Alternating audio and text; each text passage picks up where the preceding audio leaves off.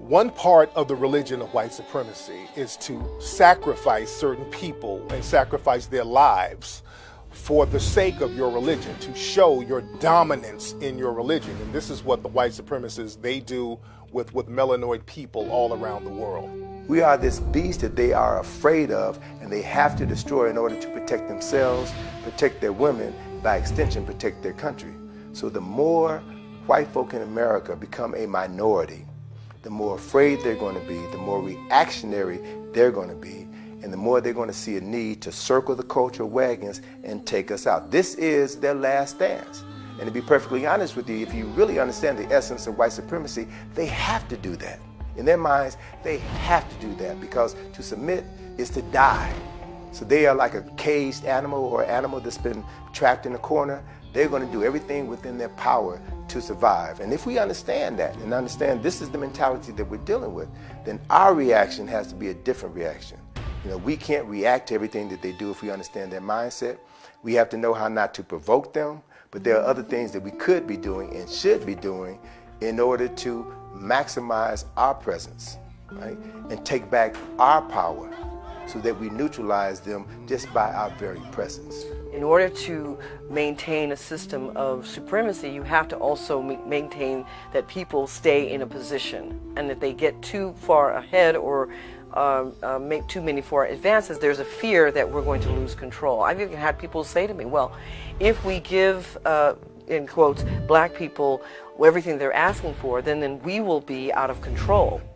During the Jim Crow era, and this just goes to show how sick the white supremacists are, because black people, we don't understand that they will harm our children just like they'll harm us. And they would have something called the Battle Royale, where they would go get black children who were in an economically deprived situation that was created by the white supremacists, because remember, they create economic deprivation. So they get these people who are economically deprived, and then they offer them scraps in order to entertain themselves. So they would get these black children and take them to these boxing matches that you had a lot of white supremacists watching and paying to see, and watch these kids beat each other up. Where they blindfold young black males, and it could be any amount of them from 3, 4 to 5 to 10, and they're put in a ring or a circle, and they have to fight until the last man standing. So they just beat each other nearly to death, hoping to get whatever little rewards or favor that will come at the end of the day with who was left standing. And that was called the Battle Royal. Jack Johnson came out of that process of the Battle Royal. Our great black heavyweight, first black heavyweight champion of the world, came out of that process down in Galveston, Texas, where he grew up.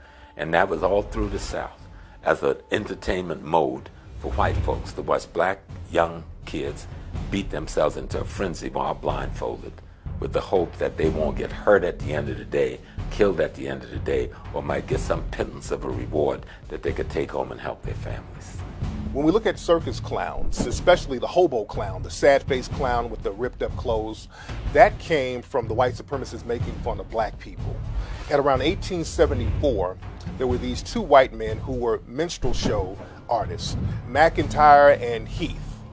And in 1874, you remember this is directly after the Civil War. When the Civil War was over, a lot of black people were homeless and destitute, and they would have to ride boxcars and trains all around the country looking for work, and they would wear tattered clothes, and they were just poor, begging, and just trying to do whatever they needed to do to survive.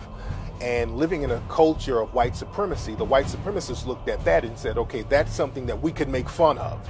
So these two white minstrel show entertainers, they started to dress up in tattered clothes and paint their faces black, and they had these big white exaggerated lips with a sad look on it, because black people were sad at that time after the Civil War because they were destitute. And they made a mockery of this and went around the world and went around the country doing these minstrel shows. And eventually that image went into the circuses, where circus clowns started to do that. And even to this day, you still have these circus clowns with the dark faces and the big white exaggerated lips and the tattered clothes and the holes in the shoes. And that hobo clown image that we see today in circuses all around the world is basically still mocking black people. There's a pride that comes when you've trained the animal, the same way you train a big elephant. and you take him to the circus, and you make the elephant do little tricks, and because you control the elephant's mind since birth, you've intimidated the elephant to the point where he thinks that you're actually the superior one in this relationship, when really he could crush you with one foot. And that starts at a very early age. You start by shocking him every time he gets out of line. You reward him when he behaves properly. That's exactly what they do to young black men. They are training us like circus animals from a very early age, so that later on there is this pride in showing off the trained animal. Like, look at how high that nigga can jump. Look at how fast that nigga can run, right? But when the animal gets out of line, when the elephant decides wants to kill the trainer, or he just starts to lose it for whatever reason, what do? They kill him. They take him out. There's another game that the white supremacists used to play at carnivals called the African Dodger, where they would get a black person and have him stick his head in a hole, and they would throw baseballs at him and try to see who can hit him in the head. And this was entertainment to the white supremacists.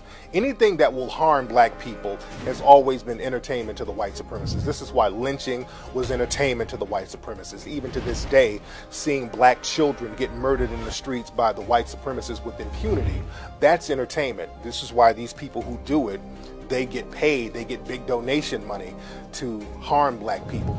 Black people who are getting into, jihadism